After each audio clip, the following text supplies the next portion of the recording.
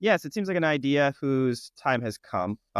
Maybe, in history, these sorts of events are overdetermined and they take on a momentum once they enter the political zeitgeist, as this one has. And now that it has kind of entered the political zeitgeist and given the turn in U.S. politics, I think it's now taking on increasingly serious salience among a wide swath of policymakers in elected part of our government, as well as the executive agencies that are looking out into the future and looking at a much more uncertain environment, geopolitically, economically, financially.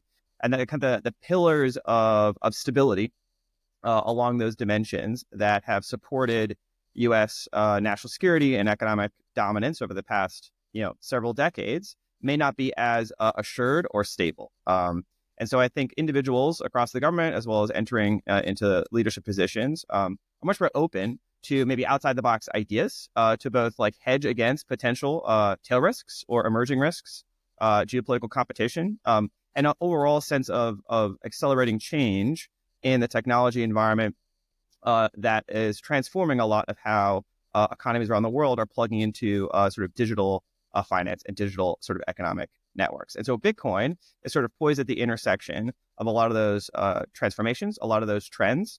And so the idea of the U.S. government acquiring Bitcoin and a strategic Bitcoin reserve, while it might have sounded sort of fanciful, even a bit ridiculous a few years ago, I think is now increasingly very serious question that policymakers are going to address and have to come up with a serious analysis to understand the implications for. So I think that's what we tried to do with this report, is to sort of ground such a policy proposal in some larger strategic context. To what extent does Bitcoin align with U.S. government interests, on a strategic basis?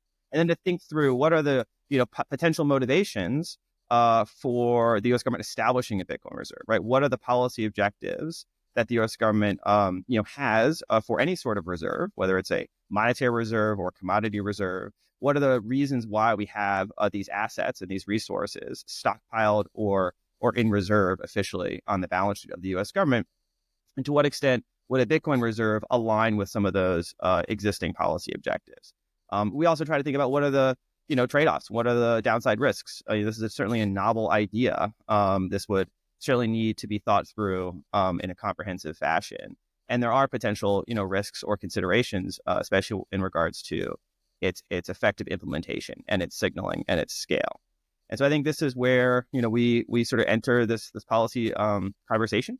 And I think it's about time that policymakers pay very close attention to this. It could be a matter of urgency in the coming administration, given how this is a global asset, and other countries may look at this asset in a similar way and make moves that could precipitate other actions. And we either anticipate that or we don't. And so this is, I think, where the conversation needs to happen.